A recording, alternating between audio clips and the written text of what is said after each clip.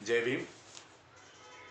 सोमवार दिनांक 2 मार्च 2026 सम्राट वाचनमध्ये हा पहिला लेख आहे. लेखाचं शीर्षक आहे तत्वज्ञानी गौतम बुद्ध. त्याचे लेखक आहे डॉक्टर दुष्यंत कटारे. तत्वज्ञानी सिद्धार्थ लहानपणापासूनच सर्व सुखसोयीमध्ये वाढला असला तरी त्याचे मात्र मन प्रश्न विचारत होते. लोक आजारी का पडतात, वृद्ध होतात आणि मृत्यू का येतो, या प्रश्नातूनच मुलांना विचार करण्याची सवय लागते. सिद्धार्थाने जेव्हा दुःख प्रत्यक्ष पाहिले तेव्हा त्याने त्याकडे पाठ फिरवली नाही, उलट त्याचे कारण शोधण्याचा प्रयत्न केला. त्यातून दुःख समजून घेण्याचे धैर्य शिकवता येते. राजवाड्यातील सुख कायमचे नाही याची जाणीव म्हणजेच अनित्यत्व. आज आनंद आहे, उद्या दुःख असू शकते. ही जीवनाची साधी पण खोल शिकवण आपणाला येथे मिळते. सिद्धार्थाने राजवैभव सोडणे म्हणजे पळ काढणे नव्हे, तर चुकीच्या गोष्टीपासून दूर जाण्याचे धैर्य होय. कठोर तपश्चर्या आणि अतिसुख या दोन्ही टोकांचा अनुभव घेतल्यानंतर त्याने स्वीकारलेला मध्यम मार्ग आपल्याला समतोल जीवनाचे महत्त्व शिकवतो. बोधिवृक्षाखाली ध्यान करताना मिळालेली शांतता हे सांगते की मन शांत असेल तर योग्य निर्णय घेता येतात. बुद्धांनी दिलेला करुणेचा संदेश म्हणजे केवळ दया वाटणे नव्हे, तर कृतीतून मदत करणे. सामाजिक जाणीव लहानपणीच रुजवता येते. तसेच जात, वर्ग, श्रीमंती, गरीब न पाहता सर्वांना समान मानण्याची शिकवण बुद्धांच्या जीवनातून सहज मिळते. अशा प्रकारे बुद्धांचे जीवन चांगला माणूस कसे व्हावे याचे सहज अनुभवाधिष्ठित मार्गदर्शन ठरते. तत्वज्ञानी गौतम बुद्ध इसवी पूर्व 5वे शतक हे केवळ बौद्ध धर्माचे प्रवर्तक नसून मानवी अस्तित्वाच्या मूलभूत प्रश्नांना तर्क, अनुभव आणि करुणेच्या आधारे भिडणारे महान तत्वज्ञ होते. त्यांचे तत्वज्ञान अंधश्रद्धा, कर्मकांड आणि अतिवैचारिक तर्कवाद यापासून दूर राहून प्रत्यक्ष अनुभूती व मध्यम मार्ग यावर उभे आहे. आजच्या बहुविध संकटांनी ग्रासलेल्या जगात बुद्धांचे विचार तात्विक, सामाजिक आणि नैतिक पातळीवर नव्या अर्थाने समोर येतात. वैदिक उत्तरकालीन भारतात ब्राह्मणीय कर्मकांड, उपनिषदीय तत्वचिंतन आणि श्रमण परंपरा यांचा संगम दिसतो. या संदर्भात बुद्धांनी अधिकारवादी धर्मरचना नाकारून तर्कसंगत व अनुभवाधिष्ठित मार्ग सुचवला. लहानपणी देवदत्ताने बाण मारून जखमी केलेला हंस आपल्या मालकीचा असल्याचा दावा केला, कारण तो त्याने पाडला होता. परंतु सिद्धार्थाने त्या हंसाला जखमीतून वाचवले, त्याची काळजी घेतली आणि त्याचे प्राण वाचवले. या प्रसंगातून बुद्धांचे तत्वज्ञान स्पष्ट होते की हक्क मारण्याचा अधिकार विध्वंस करणाऱ्याचा नसून संरक्षण करणाऱ्याचा असतो. देवदत्ताचे विचार सत्ता, बळ आणि विजय यावर आधारित होते, तर बुद्धाचे विचार करुणा, अहिंसा आणि जीवनरक्षण यावर आधारलेले होते. बुद्ध सांगतात की एखाद्या जीवावर हल्ला करणे सोपे असते, पण त्याचे दुःख समजून घेणे आणि त्याला वाचवणे ही खरी मानवता आहे. हा प्रसंग आजच्या संदर्भात हे शिकवतो की शक्तीपेक्षा संवेदनशीलता मोठी असते आणि स्पर्धेपेक्षा सहअस्तित्व श्रेष्ठ असते. हंस प्रकरणात न्याय हा बळावर नाही तर नैतिकतेवर आधारलेला आहे असे बुद्धांनी दाखवून दिले. त्यामुळे ही कथा केवळ बालकथा न राहता जीवनातील निर्णय कसे घ्यावेत, कोणाच्या बाजूने उभे राहावे आणि ज्याला इजा झाली आहे त्याच्याशी कसे वागावे याचे तत्वज्ञानात्मक मार्गदर्शन करते. या एका घटनेतून बुद्धांचे संपूर्ण दर्शन उलगडते. जीवन वाचवणे हेच खरे धर्मकार्य आहे. रोहिणी नदीच्या पाण्यावरून शाक्य आणि कोलिय या 2 राज्यांमध्ये जेव्हा तीव्र संघर्ष उभा राहिला तेव्हा सिद्धार्थ गौतम या प्रसंगात तत्वज्ञानी बुद्ध म्हणून स्पष्टपणे दिसून येतात. पाण्यासारख्या मर्यादित संसाधनासाठी दोन्ही बाजूंनी युद्धाची तयारी झाली होती आणि मानवी प्राणांची किंमत एका नदीपेक्षा कमी लेखली जात होती. अशा वेळी सिद्धार्थाने दोन्ही राजांना प्रश्न विचारला, पाण्याचे मोल अधिक की मानवाच्या प्राणाचे? या एका प्रश्नातून त्यांचे संपूर्ण तत्वज्ञान प्रकट होते. सिद्धार्थ संघर्षाच्या मुळाशी गेले. प्रश्न पाणी नव्हता, तर आसक्ती, अहंकार आणि स्वार्थ होता. त्यांनी दाखवून दिले की बाह्य साधनांवरील मालकीचा आग्रह माणसाला हिंसेकडे नेतो, तर विवेक आणि संवाद संघर्ष थांबवू शकतात. येथे बुद्ध अहिंसेचे उपदेशक म्हणून नव्हे तर तर्कशुद्ध शांततावादी म्हणून समोर येतात. भावनेवर नव्हे तर विवेकावर आधारित निर्णय सुचवतात. युद्ध टाळण्याचा त्यांचा आग्रह हा भित्रेपणापासून नव्हता, तर जीवनमूल्यांच्या जाणीवेतून होता. या निर्णयातून तत्वज्ञानी बुद्ध असे म्हणतात की जेव्हा माणूस वस्तूंना माणसांपेक्षा महत्त्व देतो तेव्हा विनाश अटळ ठरतो, आणि जेव्हा करुणा व विवेक केंद्रस्थानी ठेवले जातात तेव्हा संघर्षाचे रूपांतर सह अस्तित्वात होऊ शकते. रोहिणी नदीचा हा प्रसंग बुद्धांना जीवन, शांतता आणि नैतिक निर्णय यांचे सर्वोच्च तत्वज्ञ म्हणून समोर येतो.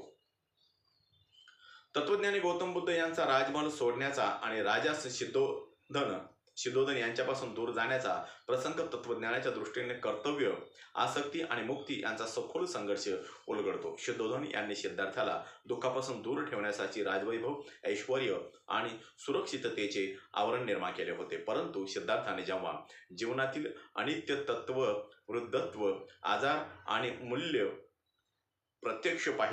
मृत्यू प्रत्यक्ष पाहिले तेव्हा राजमहालातील सुख हे अज्ञानावर उभे असलेले संरक्षण आहे अशी त्यांची जाणीव झाली. येथे बुद्धाचे तत्वज्ञ स्पष्ट होते की प्रेम हे जरी शुद्ध असले तरी सत्यापासून दूर नेणारी आसक्ती दुःख वाढवते.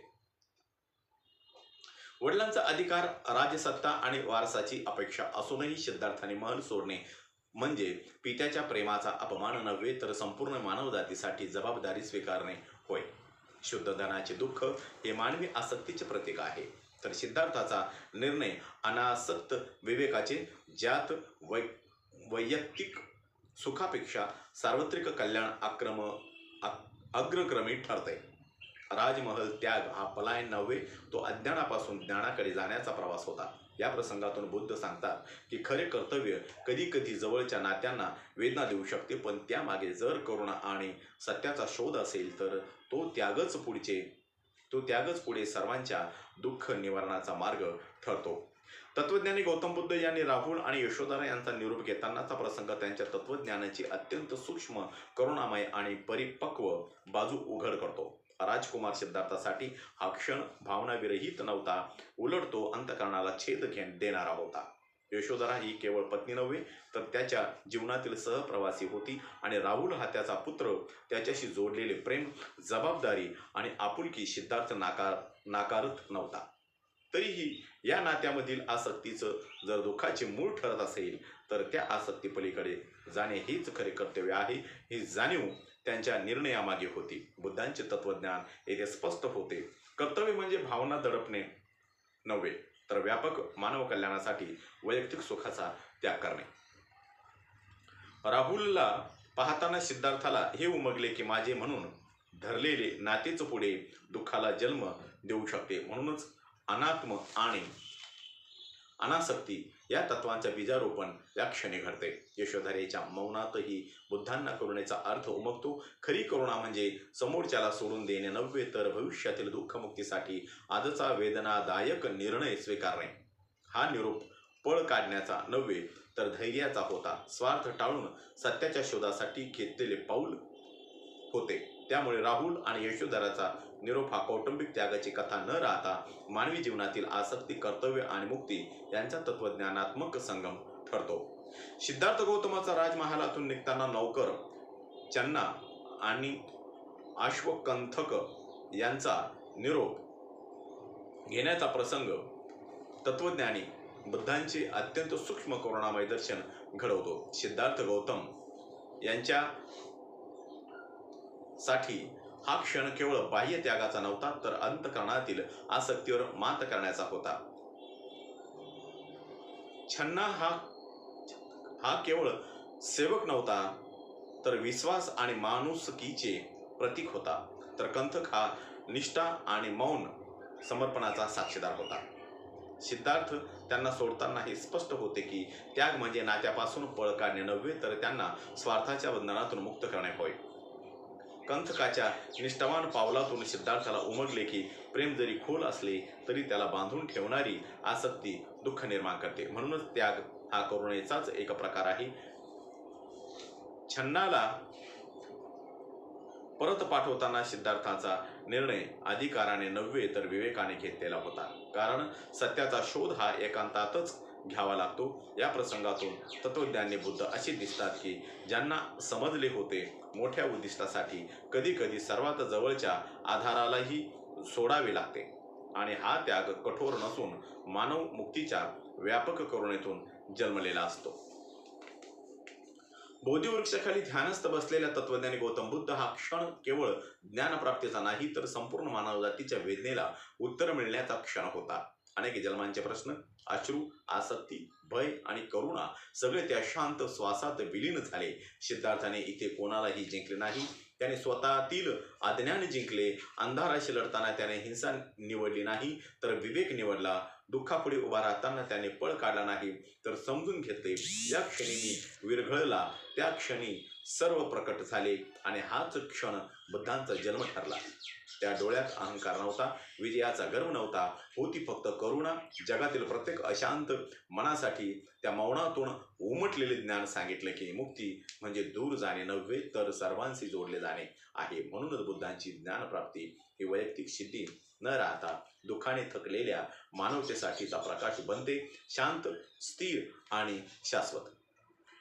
बुद्धांच्या तत्वज्ञानाचा केंद्रबिंदू 4 आर्य सत्य आहेत. दुःख, जीवनातील अस्थैर्य, अपूर्णता व ताणतणाव, समुदाय, तृष्णा, इच्छा, आसक्ती हे दुःखाचे कारण. निरोध, तृष्णेचा क्षय म्हणजे दुःख निरोध मार्ग. दुःख निरोधाकडे नेणारा अष्टांगिक मार्ग हे मान्य केवळ धार्मिक विधान नसून मानवी मानसशास्त्राचे तर्कशुद्ध विश्लेषण आहे, ज्यात कारण परिणाम म्हणजे प्रत्युत्तर समुत्पाद स्पष्ट होतो. अष्टांगिक मार्ग 3 स्तंभावर उभा आहे. सील म्हणजे योग्य वाणी, कृती उपजीविका, समाधी म्हणजे योग्य प्रयत्न, स्मृती एकाग्रता आणि प्रज्ञा म्हणजे योग्य दृष्टी संकल्प. हा मार्ग आत्मसंयम आणि आत्मपरिवर्तन यांचा समन्वय साधतो. त्यामुळे तो वैयक्तिक मुक्तीबरोबरच सामाजिक सलोखा घडतो. तत्वज्ञानी बुद्धांनी मांडलेल्या अनात्मवाद व्यक्तीतील स्थिर मीची कल्पना खंडित करतो. पुढील महायान परंपरेत विकसित झालेली शून्यता म्हणजे शून्य स्वभाव ही संकल्पना वस्तूच्या स्वभावातील सापेक्षता आणि आश्रित उत्पत्ती स्पष्ट करते. हा दृष्टिकोन आजच्या विज्ञानाशी विशेषतः प्रणाली चिंतन सुसंगत ठरतो. या ठिकाणी माझा लेख संपलेला आहे. माझा प्रत्येक व्हिडिओ बघण्यासाठी माझ्या प्रत्येक व्हिडिओला लाईक करा, शेअर करा, सबस्क्राईब करा आणि बेल आयकॉनवर क्लिक करा. जय भीम, जय भारत, जय बुद्धभूमी.